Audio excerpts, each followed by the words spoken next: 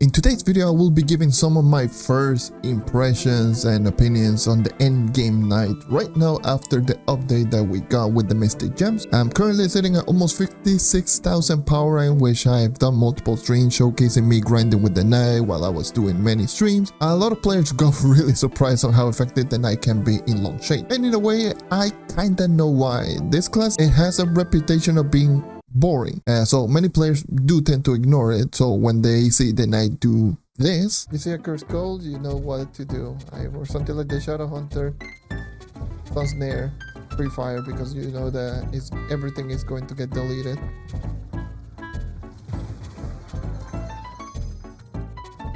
And stuff like that. And characters like this, like the knight, is not going to have that much trouble with range.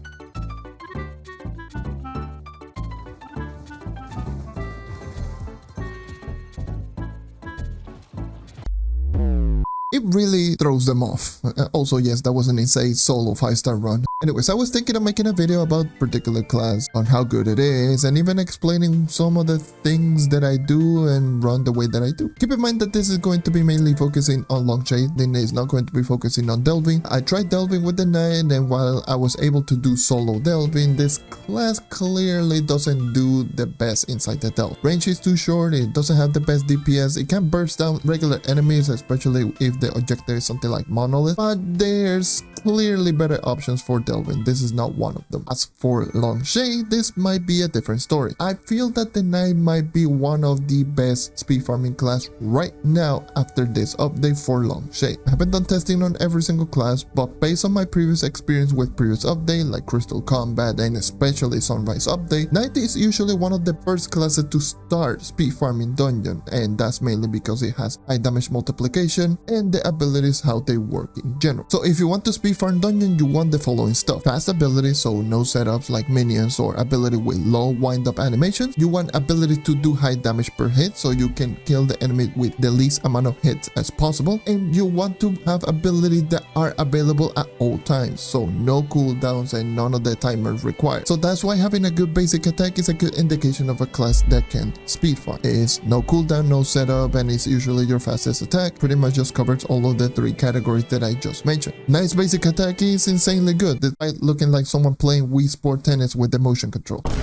Damage is high at 4.55 times damage, and for those who don't know, 4.55 is 4.55 times your coefficient, and for comparison, most of the characters run within 2 to 2.5 times damage. That's around the average on every single class in the game, and that is not counting Retribution passive ability, which boosts the damage from one basic attack, and it procs literally all the time because all you need to do is take a hit, and the cooldown is only 1 second. So more often than not, you will be seeing the Retribution passive ability damage being proc. The other thing is going to be that the Knight's basic attack is also really fast. It has a base animation speed of 2.125 base attacks per second at 100% attack speed, or in layman's terms, it's going to be attacking close to 6.5 attacks per second at max attack speed. For comparison, most characters run within 1 to 1.5 attacks per second, and classes that are going to be really fast like Neon Ninja, Chloromancer, those are 2 attacks per second. In fact, in terms of animation speed, the Knight is the third fastest basic attack in the game, behind Gunslinger and Shadow Hunter with the class gem. So combine a fast attacking, high damage basic attack with really good crowd control, which I didn't even mention, you have a really strong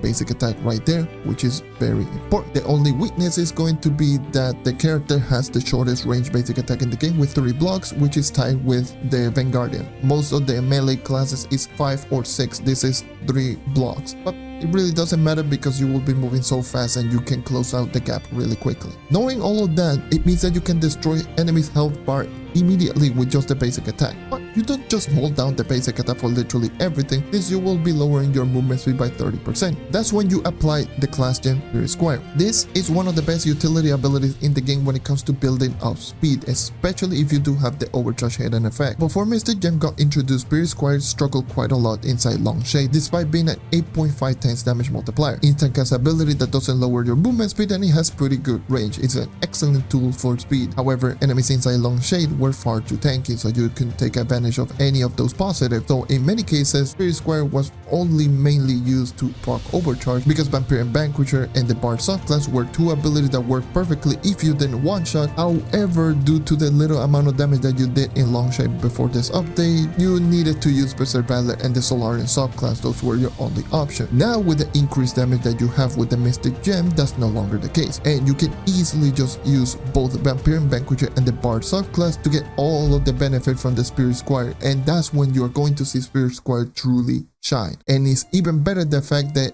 even with a speed build, you can one-shot enemies with one Spirit Square if you have Martial active, which is going to proc stuff like Scorpius, Tarubal, and also Pyrades, which it means that you can just go full max movement speed, which is what I'm using in this video right here. Some of you may be wondering what kind of build am I rocking. Some people have been asking me that. I've already made a whole showcase a while back on me just showcasing my knight in terms of his build, and I'm pretty much just using the exact same thing. The only difference is now that I'm using higher gear, higher gems, and repel rune. That's about it. But the same type of equipment, the same ally, the star shard, heck, even the gem rolls that I'm using is the exact same as that video. If you want to go ahead and check it out after this video. But that is essentially a full speed farming build, which is what I'm using right here. And because of that, Knight is able to speed through dungeons even at a slightly lower power rank, and you will be able to have every single movement speed buff in the game. Now, I will say that rocking a full speed build is mostly reserved for people who are around 55,000 power rank or above and a minimum of 13,000 light, while knowing the Knight's kit while using Martial Emblem, because you are going to see a damage dropout with certain bosses, especially like 3-star bosses or bosses with bonus HP. If you are a little bit struggling on the damage department, then you can just use Berserk Battler instead of Vampire and Vanquisher, or Solarian subclass instead of Bard subclass, and of course a damage ally like Scorpius, because I'm not using a damage ally. But yeah, for the most part, you want to